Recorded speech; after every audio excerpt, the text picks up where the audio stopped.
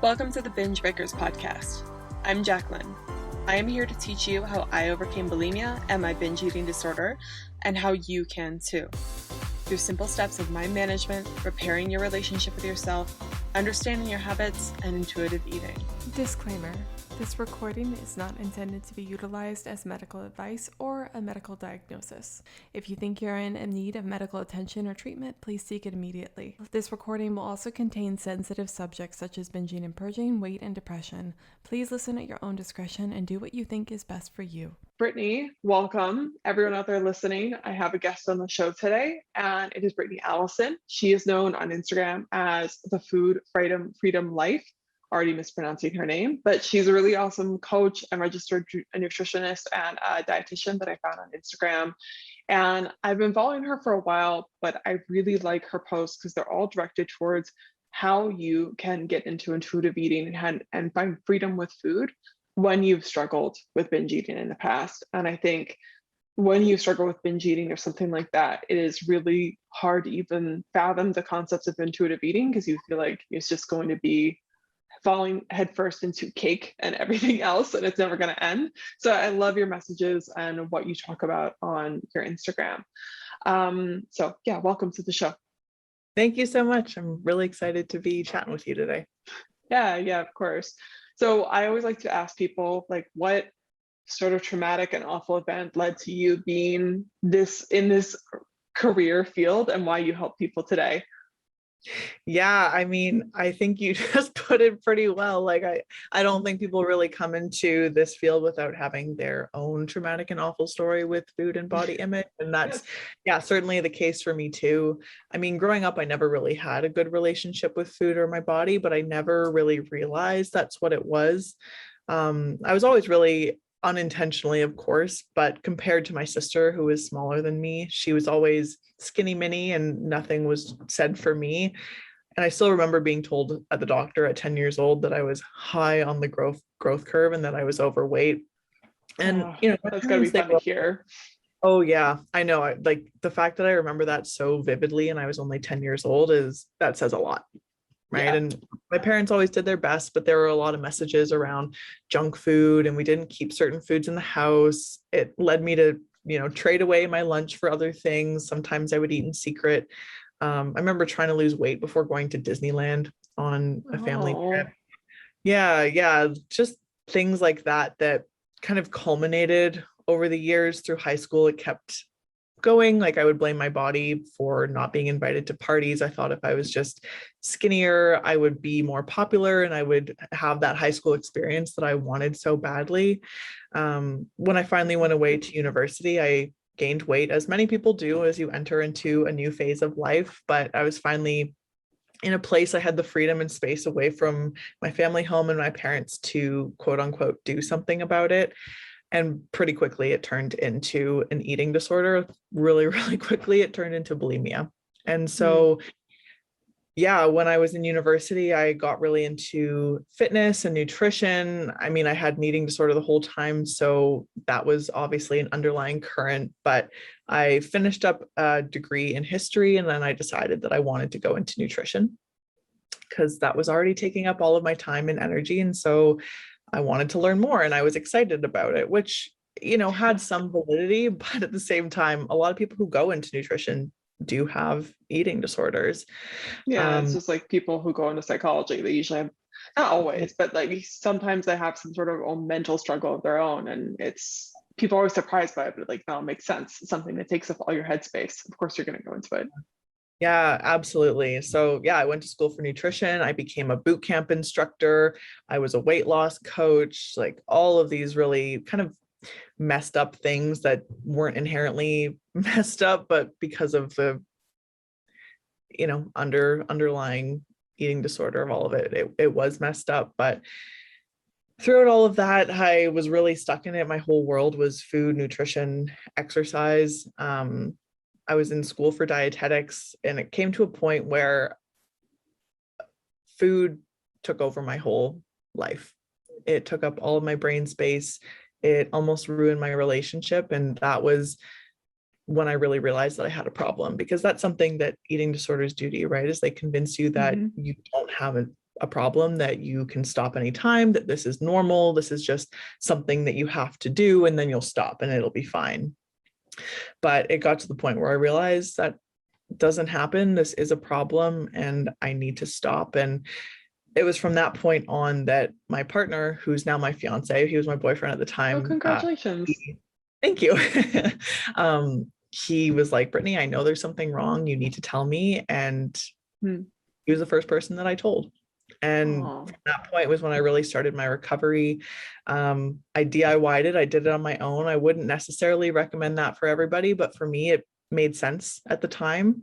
And then 2 years later is when I started my business, and I decided that this is what I wanted to do with my life. And honestly, I can't imagine myself doing anything different, helping people recover from disordered eating and eating disorders, helping people have better relationships with food and body image, moving away from the binge eating cycle, and just living life as it's meant to be without a preoccupation with food or body image. Yeah, thank you for sharing that, first of all. And our stories are eerily similar in some ways, but like, of course they usually are. But I can really relate to it being rewarding, helping people with something that you struggled with for so long, and something you thought you were never going to recover from, and finally figuring out the answers for that, and being able to help others do the same. Especially with the DIY recovery. My recovery was DIY a little bit too. I did have some coaching, but it was never directly related to bulimia recovery. And so it's interesting we both had that path. I was going to ask you several other questions, but I'm curious with the relationship thing. I also had the similar experience of telling my boyfriend. He didn't come out and say like something's wrong. I was just like, with my relationship, I was very moody suddenly, and then like completely insecure, which made a lot of problems in our relationship. Can you, like, if it's not too personal, how did bulimia and your eating disorder almost ruin your relationship? And I guess how to get better. Like I was saying, food and exercise was my whole life. It was something that took up all of my spare time. When I wasn't in school, when I wasn't doing classwork, I was researching recipes. I was making those recipes. I was logging things in MyFitnessPal. I was at the gym. I was looking up new workouts and new workout routines. I was spending all of my time and energy trying to be smaller. And the summer before all of this kind of came to a head, I was working at a summer camp, and I was like not eating. I was going to work all day unfed. I would come back and just binge pretty much. I would spend time with my boyfriend, but honestly, like I was half of myself or less. I was just a shell of who I was supposed to be. And at this camp, I met somebody else. And I was so swept up in being impulsive, because that's also something that eating disorders really do to you, is they create this impulsivity. That's what binge eating is, right? It's this uncontrolled impulsivity. And I decided that I was going to break up with my boyfriend and I was going to go for this other guy. And at the time, like I didn't realize it was connected to the eating disorder. And I mean, there were reasons at the time that felt like it wasn't connected to it. And I still think there's some validity to that too, but I wasn't acting like myself, and I wasn't acting with conscious, logical, constructive, critical thought. Like it was really just from moment to moment making these decisions. And so, yeah, like I broke up with my boyfriend and I pursued this other guy, and that obviously did not work out. But throughout the course of when I broke up with him to, 3 months later, when we had that night where he was like, I know there's something wrong, he was always there for me, and he knew something was wrong. And he stuck with me. He, tried to understand and figure out like what was really happening. And I was being really secretive, and I wasn't being honest with him or with myself. And yeah, when I finally told him, when it came to that night where we like got together and he, had that conversation with me, and I told him, I didn't necessarily realize it all right away, but with time, I started to really see the pieces of how the eating disorder was just making me act like somebody else. Yeah. Thank you for sharing that. I know that's like a vulnerable thing to talk No, about, but that's I okay. asked, Yeah. yeah, well, I asked because like I had a really, again, eerily similar experience with my relationship, and I'd been in a long-term relationship, and he could definitely sense something was wrong, but I also became interested in someone else and pursued that. And it wasn't like, looking back now, I don't know what I was thinking. It made sense at the time, like you're saying, but it was like impulsive. And I think that other person fed my insecurities and, filled the need that the eating disorder was creating for me. And I can relate also to just when you're going through bulimia and eating disorders in general, and you're obsessed with food, you are just like a shell of yourself sometimes. And it's hard to be there for a relationship. So yeah, thank you for sharing. I'm sure a lot of people can relate. You're welcome. Yeah, I hope no one, I mean, I know other people are going through that, but hopefully, listening to this and your story and my story, people can understand that you can find yourself after all of Mhm. this and the Yeah. things. And you can work through things in relationships too, which is a good example as Yeah, well. absolutely. So how did you, like, I know you said you DIY'd your recovery for a bit, and obviously think we're both proponents of getting help for recovery too. It's sometimes it works for people to do it on their own, sometimes not. But were there any key things that really helped you in your recovery process? Yeah, so the very first thing that I found was an ebook called Eat, Lift, Thrive by Sohee Lee. She's Okay. a fitness trainer. And in that, she talked a lot about, she alluded at intuitive eating, but didn't, I think, I can't quite remember now. She didn't outright say that's what it was, but it talked a lot about, listening to your body, mindful eating, not relying on food rules. And that was when things really started to click for me too. I was like, oh my God, I don't listen to my body at all. I don't do any of this. And so Yeah. um, she talked a lot about the psychology of eating and why we have the certain behaviors that we do with food, which I thought was really interesting. And that's something that in the nutrition world, I didn't really know was a thing. Of course, it makes so much sense, but at the time I didn't understand that. And so I started looking up food psychology, and I pretty quickly found the Food Psych podcast by Christy Harrison, which Hmm. again was just another opening of the floodgates into the world of intuitive eating. And I found Health at Every Size through that.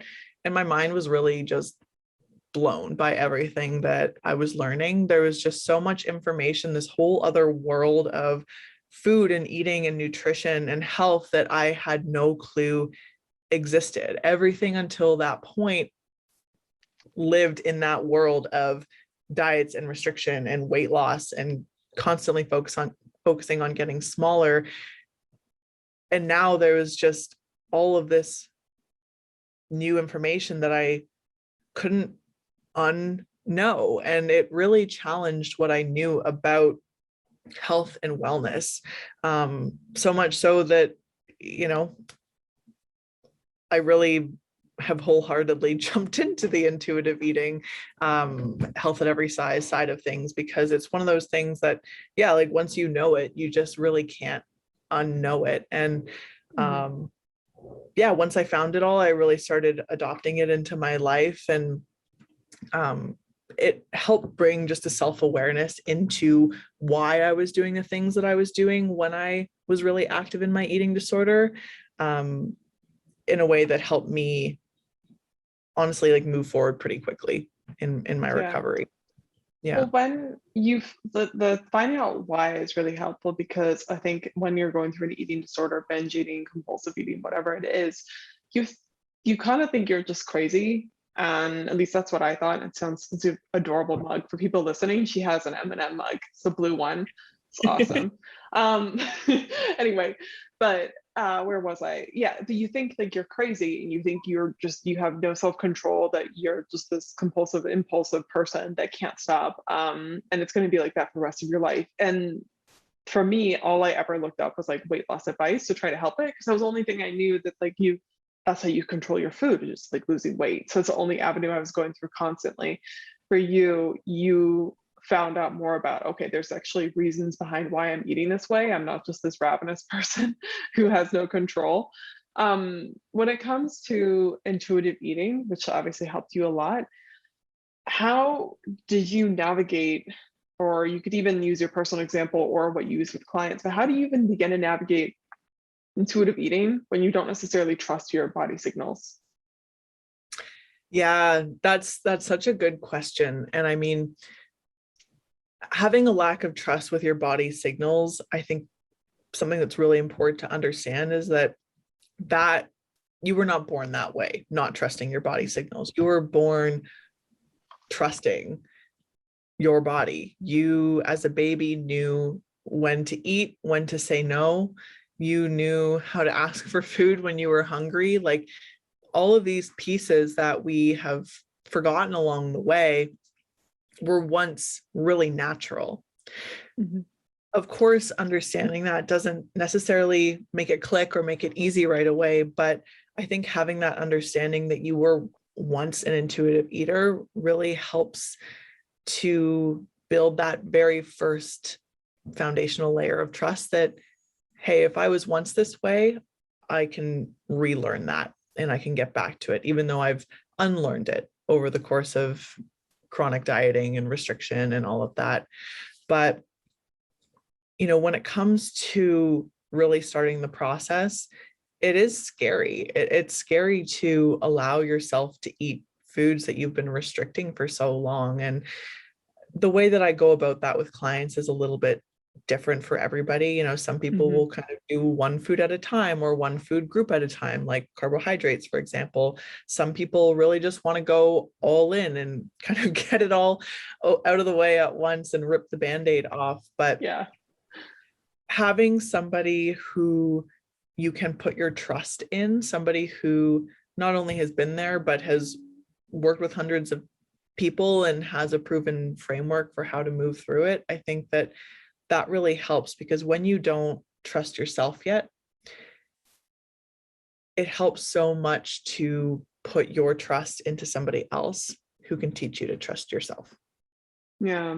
Yeah. Having some sort of method or framework to rely on. And also, a big part of my recovery was listening to other people's stories, and not just with bulimia in general, but like anything else, was watching them have successful moments and thinking they could never do it. And then they actually did it. It's like, oh, wow, things can happen for people. Maybe it can happen for me.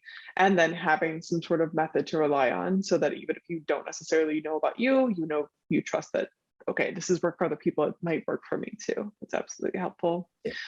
Also, what you said about you weren't born this way, I wrote that down. Really good quote, because it's true, you don't come out the womb with an eating disorder. There are, maybe genetic components that contribute to an eating disorder, but you don't necessarily come out being weird and restrictive with food, for lack of better terms. And I think it's helpful to understand, okay, you shifted into this way of thinking and being with food. You can shift out of it. Something I tell people a lot is that like the belief I keep for my clients that helps me believe in them is that if you're a human being, you have a human brain that's capable of change. And if you're capable of change, you're capable of recovery. And it just helps, the core fundamental thing, it helps me believe in other people. And that's something I try to get to people too. I love that. That's really great. A really great way to simple. Put it. Yeah.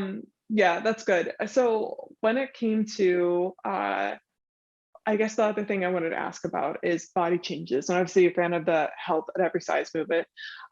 So when it comes to like dealing with body changes, because I know I saw a post that you made recently about the pandemic and like having to buy new clothes after that. How do you begin to cope with possibly weight gain or changing size? Yeah, body changes are hard. And I think the most important thing to know is that it's okay to not be okay with body changes all the time. I talk a lot about body neutrality and acceptance, and I think people sometimes get confused that just means you're happy with the way that your body looks all the time, and especially when it changes. But thinking this can make it seem even harder to feel neutral or feel accepting of your body, and it can make weight change is even more challenging. When your body changes, it gets really easy to become super subjective and in your head about it, to think about all the reasons why you should do everything that you can to change it back, how you hate the way you look, how mad you are at yourself that you've gained weight. But in those moments, what I want you to do is zoom out, take a step back, take a deep breath, and let's look at these body changes objectively. When it comes to the pandemic, you went through something that you've never experienced before. Your life likely changed in some way, whether you started working from home, you left the house less, you were less social, you got sick, you had to take care of family members, you couldn't go to the gym or workout classes, etc. There are so many ways that life shifted. And whenever life changes happen, bodies adapt. That's what they do. That's what bodies are meant to do. Bodies are not meant to be static over the course of your lifetime. They are constantly evolving inside and out, and they adapt to these life changes, whether it's a pandemic or something else. This has nothing to do with your willpower or your discipline or anything like that. But for me, I lived in a tiny apartment in the city. I hate at-home workouts, although I tried in the area I lived in. It's like, that was something I did, when I was in high school at home, when I was trying to lose weight, and just not my thing. Yeah, I only like running at home outside. So, but other than that, no. Yeah, the area I lived in wasn't the nicest for walking. We ordered more takeout than normal. I was also in Toronto, which had the longest lockdown out of anywhere in North America. So there's lots of time at home. So my body changed, and that's okay. Do I love how my body changed? I mean, not really, but I don't have to hate it either, right? I can look at it neutrally and say, yeah, my body changed. I can see that, but I'm still okay. My health is fine. My relationship is great. My work is great. Nothing has changed because my body did. Yes, I had to get some new pants, but really that's it. Bodies are temporary. Just like my body adapted to the pandemic, it will adapt to post-pandemic life too. And what that looks like, I don't know. But I don't need to do anything crazy to get my body back. I'm just focusing on enjoying my life post-lockdown and getting back to doing the activities that I enjoy that make me feel good. And my body will do what it needs to do, whatever that means, whatever that looks like. And that's okay. I still have moments of feeling kind of urgent about wanting to change my body, but I remind myself that there's no real urgency, right? There's no real reason that my body needs to change right now. And ultimately, nothing I do right now is going to change my body. I'm still loved. I'm still okay. Nothing needs to change right now. And then I put on some comfy clothes and I move on. Body image, it's a journey. It's not a destination. It's something that you can arrive to a place of neutrality and acceptance, but there's still going to be challenges that come up over the course of your life, whether you are getting older or you decide to have a baby or you get an injury or develop an illness, whatever it may be. Bodies change and we need to be okay with them changing. And that's why body image is something that's constantly evolving for me and for everybody else. Yeah, that was really well said. Especially that you started out with saying it's okay to not like it. And I think so many people, they do what you said. They take body neutrality or body acceptance and they think, okay, so that means you'll never ever be upset about how your body looks ever again. Or they have this picture in their head that like, okay, true body confidence is when you never have an insecure day. And I don't know who on the planet doesn't ever feel insecure about their body, about something. Even supermodels, I feel like if they have one thing that they're probably bothered by. And so it's about, I've found in my own recovery, people, as they start to get more comfortable with their body shifting, it's not that they don't have those insecure moments, it's that they're able to move on from those insecure moments without letting it completely crush them or doing crazy things that would contribute more to the issues they already have. Definitely. You said something though that's kind of interesting, that I feel, thinking of my listeners and everything, like what some people feel like it is urgent to make those changes. And let's say like they do need to make, like they do need to start moving more for their health, that sort of stuff. Is there a way that you would recommend, like how to think differently about that, or how to make gentle decisions with health that aren't like crazy disordered and like causing harm? Yeah, that's a really good question. And I Mhm. think that it still stands when it comes to, if you're looking at it from a health perspective, that nothing you do in this moment ultimately is going to make or break your health down the line, right? Even if it's the choice between like McDonald's or a salad, just using that example, it's one meal and it's not going to make or break anything that you are going to be in 10 years' time. Mhm. There is no real urgency. You are safe in the present. People also really jump to the conclusion that, oh my God, I've gained weight, therefore I must be less healthy. And for that, I would really encourage you to check out the Health at Every Size book. It talks a lot about that and de-linking the relationship between weight and health, which I think helps to just bring a lot of peace to gaining weight and bodies changing. But health and making changes to honor your health and your body, nothing needs to happen right now, because ultimately, if you're trying to incorporate all of these things immediately, it's not going to be sustainable. We need to Mhm. really go slow and steady, take baby steps, incorporate things in small ways, see how it feels, see if it makes sense and build from there. It's not like, okay, let's try 20 different things. Let's bring it all in. Let's make all these changes. It's like, all right, let's add one and then another with time and build up a routine, for lack of a better word, with health that makes sense.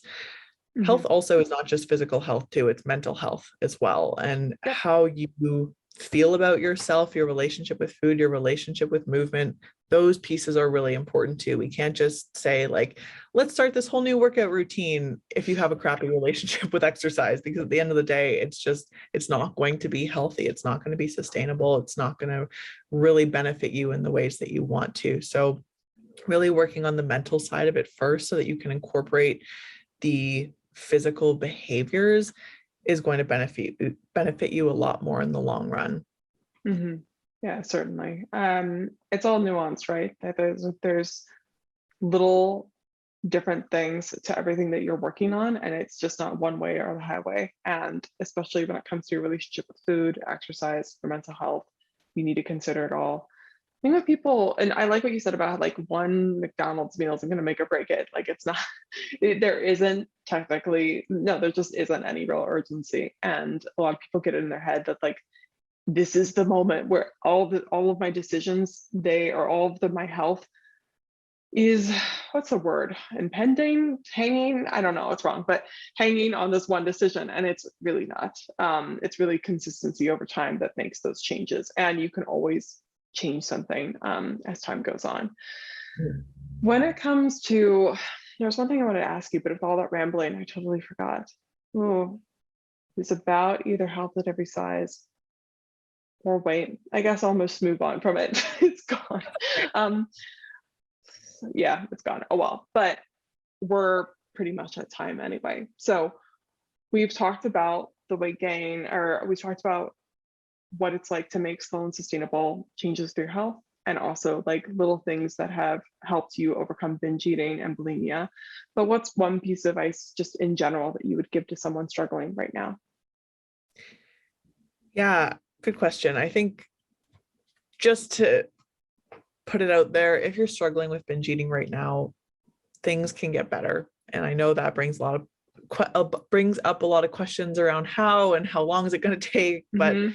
just know that it can get better. But in order to truly heal from binge eating, you need to work on healing and make that your number one priority. And this means putting the active pursuit of weight loss on the back burner so that you can put all of your energy into repairing your relationships with food and body image.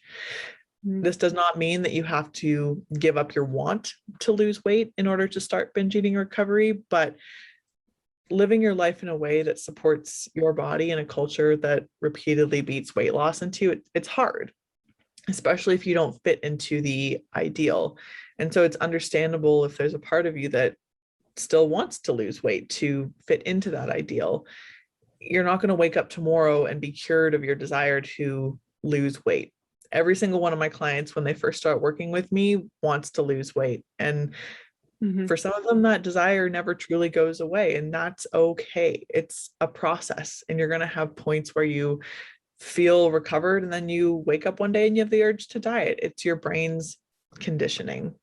And I always aim to hold space for that part of you that wants to lose weight, because it's not helpful to pretend it's not there or ignore it, but we want to nurture that part without giving too much power to it. But we do really want to work to put it on the back burner, because if you're trying to recover from binge eating, but you're also trying to lose weight, you're going to end up focusing on both and end up on this fence in the middle that is way more uncomfortable than just picking either pursuing recovery or pursuing weight loss. You're actually just going to end up entrenching yourself further into the diet mentality that's now gotten all tangled up with recovery and intuitive eating, which is going to make it way harder to untangle in the future. So, if you need to like pick one and diet again, then do it. Like, don't straddle the fence. That is so much more painful, and it's going to hurt you more in the long run. Binge eating recovery is a journey, and you don't have to wait until the day that you wake up and say, I never want to lose weight again to start, but you have to get off the fence and choose a path, because it's going to serve you way better in the long run. Yeah, very well said. I heard someone say this, I think it was Renee Sager, but she described it beautifully. It's not that either, the weight loss is inherently this bad thing, but trying to lose weight and trying to stop binge eating are two completely opposite things, and they work against each other. Like when you're trying to lose weight, if that's your goal, it's part of it will be technically ignoring your intuitive signals. And so again, nothing necessarily ethically wrong with that, but with binge eating, you really need to start paying attention to your intuitive signals and start trying to learn how to listen to your body again. And weight loss is technically, it's promoting ignoring them in some sort of way. And so it feeds the complete opposite of what you want. And also weight loss is going to intensify binge urges and hunger urges. And it's just going to make it, I always describe it as like it's turning the video game dial up like to the most extreme difficulty. And then you're trying not to binge. And it's like, it's very counterproductive. And then like you said, you straddle the fence and you never necessarily progress in either platform. So it's better to just focus on the binge eating and also what you said about honoring those desires and wants. I agree. Like it doesn't serve any purpose to ignore them and pretend like they're not there. It's really important to hold space for it and just acknowledge, like, of course you have the desire. It makes total sense why you'd want that given everything that goes on in your life and in society. Yep, absolutely. Like it makes so much sense that it's there. So we want to understand that part of you, understand what you really want from that weight loss, and use that in recovery. Whether you want confidence or peace or feel better about yourself, to feel more like yourself again, let's work toward those things, and let's put just the active pursuit of weight loss to the side so that we can maybe try to get some of those pieces that you're really wanting from changing your body in a different way. Yeah, absolutely. I find that a lot of times recovering from something like bulimia or binge eating, it offers a lot of the same things that you might want as a side product of weight loss. It does offer a lot more trust and confidence in yourself. The feeling that you get once you've kind of overcome something and you can trust that you're going to do what you said you were going to do, and you can listen to your body again. It's a whole different feeling. It feels really, really good. Yes, absolutely. I agree. Yeah. And you can still have bad days, but they don't completely ruin you. So that's also nice. Yes, for sure. Okay, so where can people find you? So you can find me on Instagram. My handle's The Food Freedom Life. I'm also on TikTok, Brittany Allison RD. And I have a website that by the time this podcast airs, hopefully will be up and running, and it'll be BrittanyAllisonRD.com. Okay, very nice and simple. And tell me, or tell them what you're telling me that you're working on in the beginning of the call. Yeah, I'm launching a podcast as well. It's going to be called the Food Freedom Life Podcast. I don't have an exact date for when it's going to start, but definitely stay tuned for all things recovery, intuitive eating, body image, self-discovery, all that good stuff. Yeah, I'm just talking with you now. You're going to be great for a podcast. Very, very even keel, informative, and people listening out there, her Instagram is really great. And your reels are usually informative, and your posts, they really, you can tell you're someone who has experienced it before and has gotten to the other side, and you do a good job of portraying that and helping people. So it's a great resource. Thank you so much. I really appreciate that. Yeah, of course. All right. So those guys listening, thank you for being here. And Brittany, thank you for being on the show.